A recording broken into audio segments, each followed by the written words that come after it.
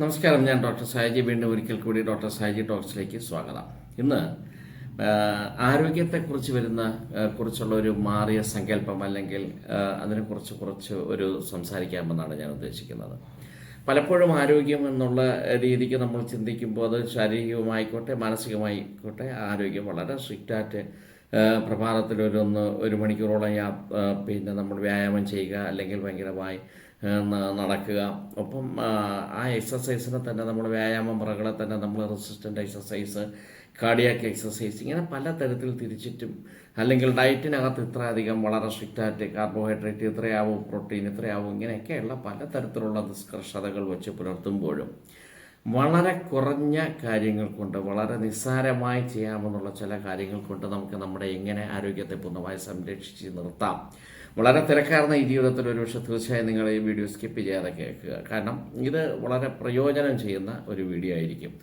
വളരെ നിസ്സാരമായി ചില്ലറ മാറ്റങ്ങൾ വരുത്തിക്കൊണ്ട് തന്നെ നമുക്കെങ്ങനെ ആരോഗ്യം പരിപാലിച്ചു പോകാമെന്നുള്ള ഒരു പ്രധാനപ്പെട്ട ഈ വസ്തുത ചുരുക്കത്തിൽ പറഞ്ഞിരിക്കുന്നത് പ്രൊഫസർ വെൻഡാവുഡ് എന്ന് പറയുന്ന PhD എടുത്തിട്ടുള്ള സൈക്കോളജിസ്റ്റാണ്. സദേൺ കാലിഫോർണിയയിലെ പ്രൊഫസറായ വെൻഡാവുഡാണ്. അവരുടെ good habits and bad habits എന്ന് പറയുന്ന ഒരു ആശയത്തിൽ നിന്നും അവരുടെ ഒരു സൃഷ്ടിയിൽ നിന്നും അവരുടെ രചനയിൽ നിന്നുമാണ് ഇന്ന് കുറച്ച് കൂട്ടിച്ചേർക്കലോട് ചേർത്ത് ഇന്ന് ഇങ്ങനെ ഒരു ആശയം രൂപീകരിച്ചെടുത്തിരിക്കുന്നത്. അതിനകത്ത് വളരെ ഇതായിട്ട് നമ്മുടെ ആരോഗ്യത്തിനെ കുറിച്ച് ഒക്കെ നമ്മൾ സംസാരിക്കുമ്പോഴും ബാക്കിയുള്ള കാര്യങ്ങൾ തീരുമാനിക്കുമ്പോഴും ഏറ്റവും ആധികാരികമായി നമ്മൾ പറയുന്നത് അതിനകത്ത് അവർ പറഞ്ഞിട്ടുള്ളത് get A dose of nature everyday എന്നാണ്. പ്രകൃതിയുമായി ഒന്ന് ഇഴുകി ചേരുക എന്നുള്ളതാണ്. പല സജഷൻസ് വെച്ച കൂട്ടത്തിൽ ഒരു കാര്യമാണെന്ന് പറയുന്നത് പ്രകൃതിയുമായി ഇഴുകി ചേരുക എന്നുള്ളതാണ്. അതൊരു പക്ഷേ രാവിലെ പൂന്തോട്ടത്തിലുള്ള ആവാം, നമ്മുടെ ഉദ്യാനത്തിലാവാം, അല്ലെങ്കിൽ ബാക്ക്യാർഡ് നമ്മുടെ അടുക്കളത്തോട്ടത്തിലാവാം, എവിടെയാണെങ്കിൽ പോലും ഒരു 10-20 മിനിറ്റ് പ്രകൃതിയുമായി സംവദിക്കുക, പ്രകൃതിയുമായി ഒരു ആശയവിനിമയം നടത്തുക എന്നുള്ളതാണ്. സത്യത്തിൽ പ്രകൃതിയുമായി സംസാരിക്കുക എന്നുള്ളത് ഇത് ആദ്യമായ ഒരു കൺസെപ്റ്റൊന്നുമല്ല. നമുക്കറിയാം, ത്രേതായുഗത്തിൽ രാമൻ സീതയെ നഷ്ടപ്പെട്ടു പോയ ഒരു സമയത്ത് മുല്ലവള്ളികളോടും മറ്റു ചെടികളോടൊക്കെ കണ്ടുപോയി എൻ്റെ സീതയെ എന്ന് ചോദിച്ചിരുന്ന ഒരു കഥ നമുക്കറിയാമെന്നുള്ളതാണ്. അതുപോലെ തന്നെ ഇന്ന് നമ്മുടെ JC ബോസ്, ആധികാരികമായി നമ്മുടെ ജഗദീഷ് ചന്ദ്ര ബോസ്, ചെടികൾക്കും സസ്യങ്ങൾക്ക് മനുഷ്യനെ പോലെ തന്നെ യഥാർത്ഥത്തിൽ വൈകാരികമായ ഒരു തലമുണ്ടെന്നും അതിന് സന്തോഷിക്കാനും സങ്കടപ്പെടാനുമുള്ള ഇതുണ്ട് എന്നും അതുകൊണ്ട് തന്നെയാണ് ഒരുപക്ഷെ റോഡ് സൈഡിലും കാര്യങ്ങളിലും ഒക്കെ നിൽക്കുന്ന മുരിങ്ങയാണെങ്കിലോ മറ്റു ചെടികളാണെങ്കിലോ നല്ലവണ്ണം പുഷ്പിക്കുന്നതും കായ്ക്കുന്നതും ഒക്കെ തന്നെ മനുഷ്യരുടെ പരിലാളന ഏറ്റത് കൊണ്ടാണ് എന്നുള്ളത് അസന്നിഗ്ധമായി തെളിയിച്ചിട്ടുണ്ട്. അതുകൊണ്ട് തന്നെയാണ് ജഗദീഷ് ചന്ദ്രബോസിന് ഒരു നൊബേൽ സമ്മാനം കിട്ടിയിട്ടുള്ളത് എന്നുള്ളത് നമുക്കറിയാം. ആ ഒരൊറ്റ ഇത് ശരിവെക്കുമ്പോൾ തന്നെ, അല്ലെങ്കിൽ ആ ഒരു കാര്യം നമ്മുടെ മനസ്സിലെത്തുമ്പോൾ തന്നെ പ്രകൃതിയുമായി നമുക്ക് എങ്ങനെയൊക്കെ സമ്പാദിക്കാമെന്നുള്ളതാണ്. വളരെ മനോഹരമായ കാഴ്ചകൾ നമ്മുടെ മനസ്സിനെ എങ്ങനെ സന്തോഷപ്പെടുത്തുന്നു. പ്രകൃതിയിലുള്ള ഓരോ വളരെ മനോഹരമായ പല വിഷ്വൽസും നമ്മുടെ മനസ്സിനെ വല്ലാതെ ഒരു തലത്തിൽ കൊണ്ടെത്തിക്കും എന്നുള്ളതാണ്. പ്രകൃതി തന്നെ പല കാര്യങ്ങളും ക്യൂർ ഉണ്ടാക്കി തരുമെന്നാണ്, നേച്ചേഴ്സ് ക്യൂർ.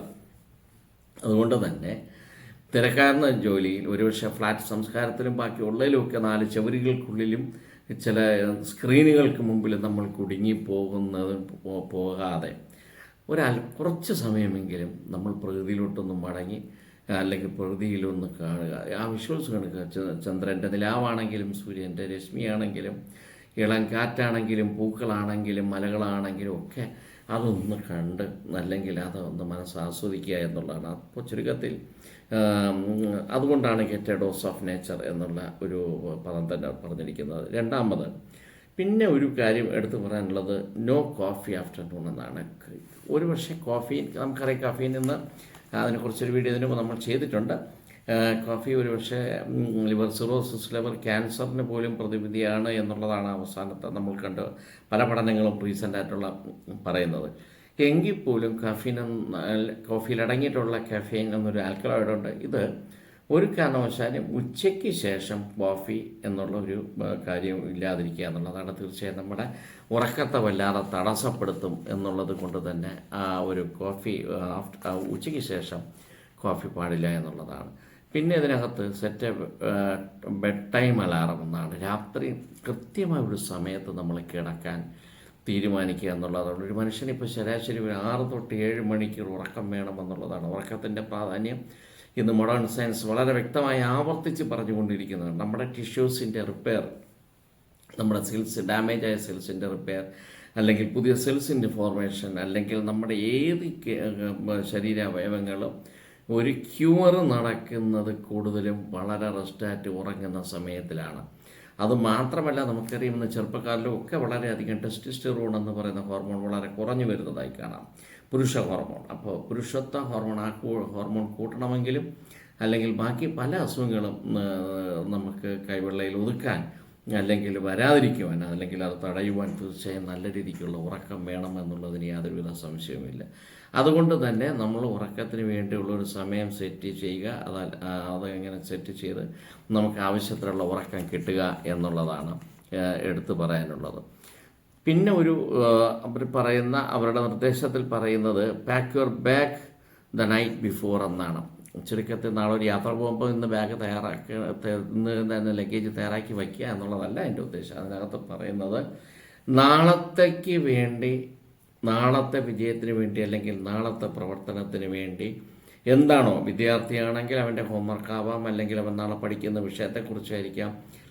ഇത് തന്നെ ഓരോ പ്രൊഫഷനുള്ളവർക്കാണെങ്കിലും നാളെ അവൻ എന്താണോ ചെയ്യാൻ പോകുന്നത് അതിലേക്ക് വേണ്ടി സഹായിക്കുന്ന തരത്തിലുള്ള ഒരു ചെറിയ കാര്യം എന്താണെന്ന് വെച്ചാൽ അത് തലേ ദിവസം തന്നെ ചെയ്തു വെച്ച് കഴിഞ്ഞാൽ തീർച്ചയായും നമുക്കതിൻ്റെ റിസ്ക് ഒഴിവാക്കാമെന്നുള്ളതാണ്.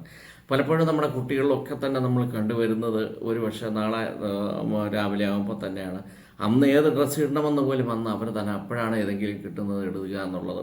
അല്ലെങ്കിൽ ഈവൻ പല പിള്ളേരിലും നമുക്കറിയാമെന്നുള്ളതാണ്, ഈവൻ ടൈം ടേബിൾ ബുക്ക് നോക്കി ടൈം ടേബിളെ പോലും മനസ്സിലാക്കിയിട്ട് പിറ്റേ ദിവസം കൊണ്ടുപോകേണ്ട ബുക്സ് പോലും എടുത്ത് ബാഗിൽ വയ്ക്കാത്ത കൊച്ചു കൂട്ടുകാർക്കും കൂടെ ഉള്ള ഒരു മുന്നറിയിപ്പാണ് സത്യം പറഞ്ഞ ഈ കാര്യങ്ങൾ. അപ്പം നാളത്തേക്ക് വേണ്ടി നമ്മൾ എന്താണോ ചെയ്യേണ്ടത് ആ കാര്യങ്ങളൊക്കെ ഇന്ന് എന്തെങ്കിലും ഒരു കാര്യം കൂടെ ഇന്ന് ചെയ്തു വയ്ക്കുക എന്നുള്ളതാണ് അതിനകത്ത് പറയാനുള്ളത്. പിന്നൊന്ന് പറയുന്നത് കൂൾ ഡൗൺ ഇൻ ബെഡ് എന്നാണ്. വളരെ ഒരു അന്തരീക്ഷം സുഖകരമായ ഒരവസ്ഥയിൽ, വളരെ ക്ലൈമറ്റ് ഒരു തണുപ്പോട് കൂടിയുള്ള അന്തരീക്ഷത്തിൽ നമ്മൾ തീർച്ചയായും കിടക്കാൻ ശ്രമിക്കുക എന്നാണ്. അങ്ങനെ കിടക്കാൻ ശ്രമിച്ചു കഴിഞ്ഞാൽ ഞാൻ നേരത്തെ പറഞ്ഞതുപോലെ നമ്മുടെ ഉറക്കത്തിന് അത് കൂടുതലായി സഹായിക്കും എന്നുള്ള ഒരു അവസ്ഥയാണ് പറയുന്നത്. പിന്നെ അതിനകത്ത് പറയുന്നത് സിറ്റ് ഡൗൺ ടു ഈറ്റ് എന്നാണ്. വളരെ തിരക്ക് പിടിച്ച സമയത്ത് നമ്മൾ എന്ത് ചെയ്തും ഇങ്ങനെ പലപ്പോഴും നമുക്കറിയാം, കഴിച്ചില്ലെങ്കിലായി എന്ന് പറഞ്ഞുള്ള രീതിക്ക് വളരെ വേഗം കഴിച്ചിട്ട് നമ്മൾ സ്കൂളിലാണെങ്കിലും ജോലി തിരക്ക് ഓടുന്നതിന് പോലും കാലുവേറെ. ഇതിനെ നമ്മുടെ മൈൻഡ്ഫുൾനെസ് ഈറ്റിംഗ് എന്നുള്ള ഒരു അവസ്ഥയുമായിട്ട് നമുക്ക് കോറിലേറ്റ് ചെയ്യാമെന്ന് തോന്നുന്നു. ഇരുന്ന് കഴിക്കുക എന്നുള്ളതാണ്. നമ്മൾ എന്താണോ കഴിക്കുന്നത് അത് നന്ദിയോടെ, അത് സ്മരണയോടുകൂടി, വളരെ ഇതായിട്ട് നമ്മൾ അതിനകത്ത് നമ്മുടെ നന്ദിയോടുകൂടി അത് നമുക്ക് പലപ്പോഴും പലരും പറഞ്ഞിട്ടുള്ളത്, കുറച്ച് ചോറാണ് കഴിക്കുന്നതെങ്കിൽ ഒരു അരിമണിയാണ് നമുക്കുള്ളതെങ്കിൽ പോലും അത് നേരത്തെ നിശ്ചയിക്കപ്പെട്ടിരിക്കുന്നു എന്നുള്ളതാണ്. ഏതോ പാടത്ത് വിളഞ്ഞ് ഏതോ കർഷകനത് കൊയ്തെടുത്ത് ഏതോ മില്ലിൽ കൊണ്ടുപോയി അടിച്ച് അത് ഒരരിയായി പിന്നെ അത് ഏതോ കടകളിലെത്തി, അത് തിരിച്ച് നമ്മുടെ നാട്ടിലെത്തി, നമ്മുടെ വീട്ടിലെത്തി. അത് നമുക്ക് കഴിക്കാൻ പാകത്തിന് നമ്മുടെ മുമ്പ് എത്തണമെങ്കിൽ തീർച്ചയായും അത് നമുക്ക് വിധിക്കപ്പെട്ടതായതുകൊണ്ടാണ്. ആ വിധിക്കപ്പെട്ടിരിക്കുന്ന അന്നത്തെ ബഹുമാനത്തോടു കൂടിയാണ്. പരിശുദ്ധ ഖുർആനിൽ നമുക്കറിയാം, എല്ലാ ഗ്രന്ഥങ്ങളിലും അന്നം ബ്രഹ്മമാണെന്നാണ് പറയുന്നത്. പരിശുദ്ധ ഖുർആനിലും പറഞ്ഞിട്ടുള്ളത്, നീ നന്ദിയോടെ ഭുജിക്കുക, നിന്റെ വയറ് നിറയുന്നതിന് മുമ്പ് പൊടുന്നനെ നിന്റെ പാത്രത്തിൻ്റെ മുമ്പിൽ നിന്ന് നിന്റെ കൈകൾ പൊടുന്നനെ പിൻവലിക്കുക എന്നുള്ളതാണ്. അപ്പോൾ എല്ലാ ഗ്രന്ഥങ്ങളിലും, ബൈബിളിലാണെങ്കിലും ഹിന്ദു പുരാണങ്ങളിലാണെങ്കിലും ഖുർആനിലാണെങ്കിലും ഒക്കെ അന്നത്തിന് അത്രമാത്രം മഹത്വം കൊടുത്തിട്ടുണ്ട്. അപ്പോൾ നമ്മൾ എന്താണോ കഴിക്കുന്നത് അത് നമ്മൾ അതിൻ്റെ മണമാസ്വദിച്ച്, അതിൻ്റെ ഗുണമാസ്വദിച്ച്, അതിൻ്റെ എല്ലാ തലങ്ങളും നമ്മുടെ ശരിക്കും അതിനെ ആസ്വദിച്ച് വളരെ ഇതായിട്ട് ചവച്ചരച്ച് സാവധാനം കൊണ്ട് കഴിക്കുക എന്ന് പറഞ്ഞു കഴിഞ്ഞാൽ അത് തികച്ചും ഇന്ന് മൈൻഡ്ഫുൾനെസ് ഈറ്റിങ്ങിനെ കുറിച്ച് തന്നെയാണ് അത് സംസാരിക്കുന്നത്. അതിനെക്കുറിച്ച് ഞാൻ ഒരു വീഡിയോ ഇതിനു മുമ്പ് ചെയ്തിട്ടുണ്ട്. ഇങ്ങനെ ചെയ്താൽ അത്ഭുതങ്ങൾ സംഭവിക്കും എന്നുള്ള ഒരു വീഡിയോ ചെയ്തിട്ടുണ്ട്. തീർച്ചയായും അതിൻ്റെ ലിങ്ക് ആവശ്യമുണ്ടെങ്കിൽ നമുക്കിവിടെ കൊടുക്കാവുന്നതാണ്. അപ്പോൾ അങ്ങനെ ഇരുന്ന് കഴിക്കുക എന്നുള്ളതാണ്. പിന്നെ അതിനകത്ത് കൂടുതലായി പറഞ്ഞിട്ടുള്ളത് ഒരു 5-10 മിനിറ്റെങ്കിലും മെഡിറ്റേറ്റ് ചെയ്യുക എന്നുള്ളത്. ഇതൊന്നും വലിയ കാര്യമല്ല, വളരെ നിസ്സാരം പോലെ നമുക്ക് ചെയ്യാവുന്നതാണ്.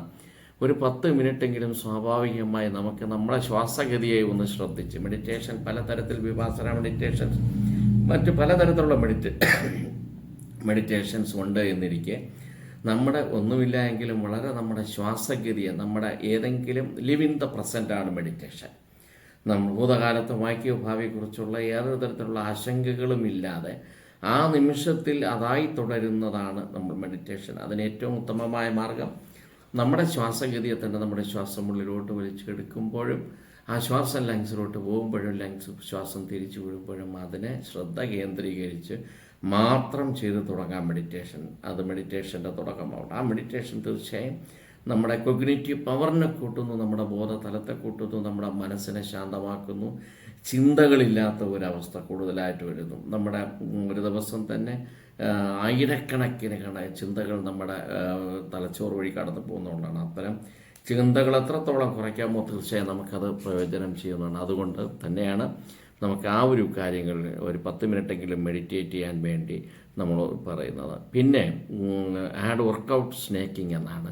സ്നേക്സ് നമുക്കറിയാം, ഇടയ്ക്ക് നമ്മുടെ റെഗുലറായിട്ടുള്ള ഭക്ഷണക്രമത്തിന് ഇടയ്ക്കുള്ള നമ്മൾ കഴിക്കുന്ന ഒരു സംവിധാനമാണ് സ്നേക്സ്. ഇപ്പോൾ പുതിയൊരു കൺസെപ്റ്റ് തന്നെ പറഞ്ഞിട്ടുള്ളത്, you incorporate your exercise with your work or bring your exercise at your work place എന്നാണ്. നിൻ്റെക്ക് പൂർണ്ണമായി 1-2 മണിക്കൂർ എക്സസൈസ് ചെയ്യാൻ നിനക്ക് കഴിയാത്ത സാഹചര്യത്തിൽ നിനക്ക് നിൻ്റെ വർക്കൗട്ട് അല്ലെങ്കിൽ നിൻ്റെ എക്സസൈസ് നിൻ്റെ വർക്ക് സ്ഥലത്ത് കൊണ്ടുവരാമെന്നുള്ളതാണ്. തുടർച്ചയായി ഇരിക്കുന്ന ഒരാളാണെങ്കിൽ തീർച്ചയായും ഇതിനിടയ്ക്ക് ഒന്ന് എണീക്കുക, നടക്കുക, ഇവിടെ നിന്ന് ഒരിടത്തിൽ നിന്ന് എണീറ്റ് ഒരിടത്ത് ഇരിക്കുക എന്നുള്ളത് പോലും ഒരു എക്സസൈസാണ്. അതിൻ്റെ മൈക്രോ മൂവ്മെൻ്റ് എന്നാണ്. ഇരിക്കുന്നിടത്ത് നമ്മൾ സ്ഥിരമായി ഇരിക്കേണ്ടി വരണം. അവിടെ വെച്ച് തന്നെയാണ് ചുരുക്കത്തിൽ നമ്മുടെ പാദങ്ങളും കൈകളും ഒക്കെ ചലിപ്പിക്കാനും ഒക്കെ നമുക്ക് ഒന്നുണ്ടെങ്കിലും വളരെ ഒരു 2 മിനിറ്റ് എക്സസൈസ് വളരെ വികരസമായിട്ടുള്ള ഒരു 2-3 മിനിറ്റ്സ് എക്സസൈസ് ചില ഇൻ്റർവെൽസിൽ നമുക്ക് ചെയ്താൽ തീർച്ചയായും നമുക്ക് സമയം ലാഭമായിരിക്കും. നമുക്ക് ഒരു ക്ലർക്കാണ് അല്ലെങ്കിൽ ഒരു ഇരുന്ന് ജോലി ചെയ്യുന്ന ഒരാളാണെങ്കിൽ തീർച്ചയായും ഒരു 2 മിനിറ്റ് അങ്ങോട്ടും ഇങ്ങോട്ടും നടക്കുകയും ബാക്കിയുള്ള തരത്തിലുള്ള എക്സസൈസ് ചെയ്യുകയും ചെയ്താൽ തീർച്ചയായും നമുക്ക് നമ്മുടെ ആരോഗ്യത്തെ പരിപാലിക്കാമെന്നുള്ളതാണ്. അതിന് ഒരുപാട് സമയം ജിമ്മിൽ കളയുകയോ അല്ലെങ്കിൽ അങ്ങനെയൊന്നും ചെയ്യേണ്ട ആവശ്യം ഇല്ല എന്നുള്ളതാണ്. പിന്നെ ഇതിനകത്ത് ഗോ ബെയർ ഫുഡ് എന്നാണ്. പലപ്പോഴും നമ്മുടെ കുറച്ച് സമയങ്ങളിൽ നമ്മുടെ വീട്ടിൻ്റെ ചുറ്റും വളരെ ക്ലീനായിട്ടുള്ള സ്ഥലത്ത് നമ്മൾ നഗ്നപാതരായി നടക്കുക എന്നുള്ളതാണ്. നമുക്കറിയാം, കല്ലിലും മുള്ളിലും ഒക്കെ എന്നുള്ളതല്ല, കല്ല് അല്ലെങ്കിൽ കൂർത്ത പോയിൻ്റഡ് ആയിട്ടുള്ള സ്ഥലങ്ങൾ വഴി നമ്മൾ ബെയർ ഫുട്ടഡായിട്ട് ചെരുപ്പ് അല്ലെങ്കിൽ പാദ സംരക്ഷണത്തിലുള്ള അത്തരം മാർഗ്ഗങ്ങളൊന്നും ഉപയോഗിക്കാതെ നമ്മൾ നടക്കുമ്പോൾ തീർച്ചയായും നമ്മുടെ കാലിനടിയിലുള്ള ചില പ്രഷർ പോയിൻറ്റ്സുകളിൽ അത് പ്രഷർ ഏൽപ്പിക്കുകയും അത് അക്യൂപ്രഷർ സിസ്റ്റത്തിൽ പറയുന്നത് വെച്ച് കഴിഞ്ഞാൽ അത്തരം പ്രഷർ കാലിലും കൈവെള്ളയിലും ഒക്കെ നമ്മൾ ഏൽപ്പിച്ചു കഴിഞ്ഞാൽ അത് നമ്മുടെ ഇൻറ്റേർണലായിട്ടുള്ള വൈറ്റൽ ഓർഗൻസിൻ്റെ ചില ഏരിയയിൽ ചില ഫോഴ്സ് ചെയ്യുമ്പോൾ നമ്മളെ ഒരുപാട് ഹെൽപ്പ് ചെയ്യുമെന്നുള്ളതാണ്. അതുകൊണ്ട് അങ്ങനെ നടക്കുക. പിന്നെ പലപ്പോഴും switch to a standing desk എന്ന് പറയുന്നത്, നമ്മൾ ഇരുന്ന് എക്സസൈസ് ചെയ്യുന്ന, ഇപ്പോൾ ഒരു ഡോക്ടറാണെങ്കിൽ ഒരു പക്ഷേ ഇരുന്ന് അയാൾ കൺസൾട്ട് ചെയ്യുന്ന സമയത്ത് തന്നെ ഒരു പേഷ്യൻ്റ് BP നോക്കുന്ന സമയത്ത് ആ ഡോക്ടർക്ക് വേണമെങ്കിൽ എണീറ്റ് നോക്കിയിട്ടിരിക്കാം. അപ്പോൾ ഈ രീതിക്കുള്ള കാര്യങ്ങൾ ഏറ്റവും കൂടുതൽ ഇരുന്ന് ജോലി ചെയ്യുന്ന നമ്മുടെ മറ്റൊരു പഠനം പറയുന്നത് ഒരു 3-4 ഒരു മണിക്കൂറോളം എക്സസൈസ് ചെയ്തതിന് ശേഷമുള്ള ഒരു വ്യക്തി ഒരുപക്ഷെ തുടർച്ചയായി ഒരു 3 മണിക്കൂർ ഇരിക്കുമെന്നുണ്ടെങ്കിൽ ആ 1 മണിക്കൂർ എക്സസൈസ് ചെയ്തതിൻ്റെ ഫലം അവിടെ അവസാനിക്കുന്നു എന്നുള്ളതാണ്. അതുകൊണ്ട് തന്നെ കണ്ടിന്യൂസ് ആയിട്ടിരുന്ന് നമ്മുടെ സ്പൈനൽ കോഡിന് കംപ്രഷൻ ഉണ്ടാക്കാത്ത രീതിക്ക് പലപ്പോഴും ഒന്ന് എണീറ്റിട്ടിരിക്കുക, ഒന്ന് നടന്നിട്ടിരിക്കുക എന്നുള്ളത് വളരെ സന്തോഷകരമായ അല്ലെങ്കിൽ വളരെ ആരോഗ്യത്തിന് ഫലപ്രദമായ ഒരു കാര്യമാണ്. അതുപോലെ follow the 60-60 rule of music എന്നുള്ളതാണ്. അത് നമുക്കറിയാം, പലപ്പോഴും രാത്രി നമുക്ക് ഈ സ്ക്രീൻ ലൈറ്റിൻ്റെ പ്രസൻസ് തീർച്ചയായും ഒഴിവാക്കേണ്ടതാണ്. രാത്രി കിടക്കുന്നതിന് തൊട്ട് മുമ്പ് മൊബൈൽ നോക്കുക. അതിൻ്റെ ബ്ലൂ കളർ എഫക്റ്റ് നമുക്കറിയാം. നമ്മുടെ മെലട്ടോണിൻ, നമ്മുടെ ഹോർമോണിനെ അത് ദോഷകരമായി ബാധിക്കുന്നു. ഹോർമോൺ ഉറക്കത്തെ സ്ലീപ്പ് ഡിപ്രിവേഷൻ ഉണ്ടാക്കുന്ന അത്തരം കാര്യങ്ങളുകൊണ്ട് ഉറങ്ങുന്നതിന് മുമ്പ് 1 മണിക്കൂർ മുമ്പെങ്കിലും മൊബൈൽ സ്വിച്ച് ഓഫ് ആക്കി വയ്ക്കുക എന്നുള്ളതാണ്. എങ്കിൽ പോലും വളരെ നല്ല രീതിക്ക് നമുക്കൊരു പാട്ട് കേട്ട് കിടക്കാം, അല്ലെങ്കിൽ ഒരു കവിത കേട്ട് കിടക്കാം. അത് നമുക്ക് ആനന്ദം തരുന്നുണ്ട് എങ്കിൽ തീർച്ചയായും അത് നമുക്കത് ചെയ്യാം. അത് വളരെ ലോ വോയിസിൽ മ്യൂസിക് കേട്ട് കഴിഞ്ഞാൽ തീർച്ചയായും അതിൻ്റെ ശബ്ദരംഗങ്ങൾ നമ്മുടെ മനസ്സിന് സുഖകരമായ അവസ്ഥ ഉണ്ടാക്കുന്നു, നമുക്ക് വളരെ സന്തോഷ ഹോർമോൺ ഉണ്ടാക്കുന്നു എന്നുള്ളതാണ്. സംഗീതത്തിന് തീർച്ചയായും അതിൻ്റേതായ ഒരു ശക്തിയുണ്ട്, ഒരു കഴിവുണ്ട് എന്നുള്ള കാര്യത്തിൽ യാതൊരുവിധ സംശയമില്ല. ഞാൻ ഈ പറഞ്ഞ കാര്യങ്ങളൊക്കെ വളരെ നിസ്സാരമായി തന്നെ നമുക്ക് അവലംബിച്ച് പോകാം, അല്ലെങ്കിൽ നമുക്ക് നടത്തിക്കൊണ്ട് പോകാമെന്നുള്ളതാണ്. അതിനോടൊപ്പം കെഗൽസ് എക്സസൈസ്, നമുക്ക് ഇതിനും പ്രത്യേകിച്ച് സമയം ആവശ്യമില്ല. ഈ കെഗൽസ് എക്സസൈസ് നമുക്ക് പറയാം നമ്മുടെ മൂത്രാശയ മസിൽസിനോ അല്ലെങ്കിൽ അങ്ങനെയുള്ള കാര്യങ്ങളിൽ നമുക്ക് പൂർണ്ണമായ നിയന്ത്രണമില്ലാതെ അതിൻ്റെ ഒരു ആരോഗ്യക്കുറവ് വരുമ്പോൾ, ഞാൻ ഇതിനു മുമ്പ് ഒരു വീഡിയോ ചെയ്തിട്ടുണ്ട്, തുമ്മുമ്പോഴും ചുമയ്ക്കുമ്പോഴും അറിയാതെ മൂത്രം പോകുന്നു. സ്ത്രീകളിലാണ് അത് കൂടുതലായി കാണാറുള്ളത്. അതിനും ഒരു പ്രതിവിധിയായി പറയുന്ന ഈ കെഗൽസ് എക്സസൈസാണ്. നമ്മുടെ ആനൽ റീജിയൽ മലദ്വാരത്തിൻ്റെ ഭാഗത്തും അല്ലെങ്കിൽ പുരുഷ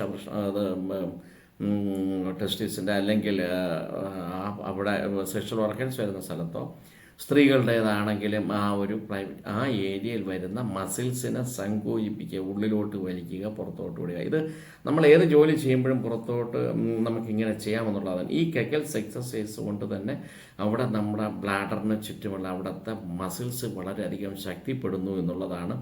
അതുകൊണ്ട് തന്നെ നമുക്കൊരു പ്രായം കഴിഞ്ഞുകൊണ്ട് പ്രത്യേകിച്ച് സ്ത്രീകൾക്കുണ്ടാകുന്ന ഇത്തരം പ്രശ്നങ്ങൾ പൂർണ്ണമായും നമുക്ക് മാറ്റാൻ കഴിയുമെന്നുള്ളതാണ്.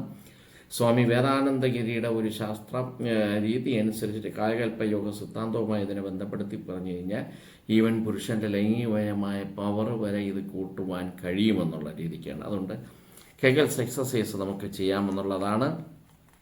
അതുപോലെ നമുക്കിതിനകത്ത് നമ്മുടെ ആഹാരത്തിനകത്ത് തീർച്ചയായും ഫൈബർ ഉൾക്കൊള്ളിക്കുക എന്ന് പറയുന്നുണ്ട്. ഫൈബർ ഉൾക്കൊള്ളിക്കുക, അത് തീർച്ചയായും ഇതൊന്നും സമയം അധികം വേണ്ടാത്ത കാര്യങ്ങളാണ്. നമുക്ക് തീർച്ചയായും ഫൈബർ ഉൾക്കൊള്ളിക്കാൻ നമുക്ക് പറ്റും. അതുപോലെ നമുക്ക് എപ്പോഴും ഇതിനകത്ത് പറയുന്നത് രാത്രി ഭക്ഷണം കഴിഞ്ഞ് കഴിഞ്ഞാൽ ഉടനെ കിടക്കാതിരിക്കുക എന്നാണ്. അത്താഴം ഉണ്ടാലര നാഴിക നേരം നടക്കണം എന്നുള്ളതാണ്. അപ്പോൾ രാത്രി ഭക്ഷണം കഴിഞ്ഞിട്ട് വെറുതെ നമ്മൾ കുറച്ച് നേരം ഒരു 10-20 മിനിറ്റ് അങ്ങോട്ടും ഇങ്ങോട്ടുമായി നടന്ന് ഒന്ന് ക്ലിയർ ആയതിനു ശേഷം രാത്രി ഭക്ഷണം നേരത്തെ കഴിക്കണം എന്നുള്ളതും വളരെ നിർബന്ധമാണ്. തീർച്ചയായും അങ്ങനെ കഴിച്ചാൽ നമുക്കത് വളരെയധികം പ്രയോജനം ചെയ്യും. അതൊരു കാര്യം. രാത്രി ഭക്ഷണം. പിന്നെ പലപ്പോഴും മൊബൈൽ ഫോണിൻ്റെ ഉപയോഗം നമ്മളൊന്ന് പരിമിതപ്പെടുത്തണം. അത് വളരെ നിർബന്ധമായിട്ടാണ്. ആ ഉപയോഗം പരിമിതപ്പെടുത്തി കഴിഞ്ഞാൽ മൊബൈൽ ഫോൺ ഒരു ബോറിംഗായി തോന്നും എന്നുള്ള ഒരു അവസ്ഥയിലോട്ട് വന്നു കഴിഞ്ഞാൽ തന്നെ നമ്മുടെ കാഴ്ചയുടെ പ്രശ്നമാണെങ്കിൽ ഉറക്കത്തിൻ്റെ പ്രശ്നമാണെങ്കിൽ പല പ്രശ്നങ്ങളും നമുക്ക് ഒഴിവാക്കാം എന്നുള്ളതാണ്. ഇതുപോലെ വളരെ രസകരവും നിസ്സാരവുമായ ഒരു കാര്യം പറഞ്ഞു കഴിഞ്ഞാൽ നമ്മൾ രാവിലെ ബ്രഷ് ചെയ്യുന്നു. അതിന് ഒരു ചെറിയ മാറ്റം വരുന്നത്, രാവിലെ ബ്രഷ് ചെയ്യുന്ന വലത്തെ കൈ കൊണ്ടാണ് ബ്രഷ് ചെയ്യുന്നുണ്ടെങ്കിൽ നിങ്ങൾ അത് ഇടത്തെ കൈ കൊണ്ടാക്കാൻ ശ്രമിക്കുക എന്നുള്ളതാണ്. അപ്പോൾ പുതിയ ഒരു കാര്യം നമ്മൾ ചെയ്യാൻ വേണ്ടി ശ്രമിക്കുന്നു, അത് ബ്രെയിനിന് കൂടുതൽ ആക്ടിവിറ്റി കൊടുക്കുന്നു.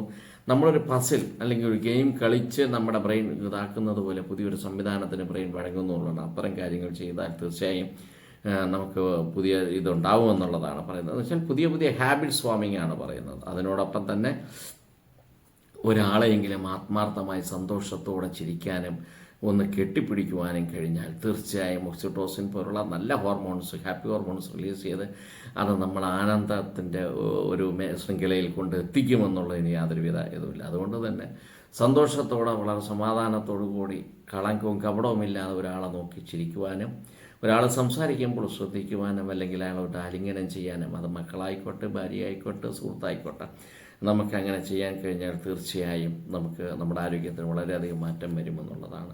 ഒരേ ഒരു കാര്യം കൂടെ പറഞ്ഞുകൊണ്ട് അവസാനിപ്പിക്കാം.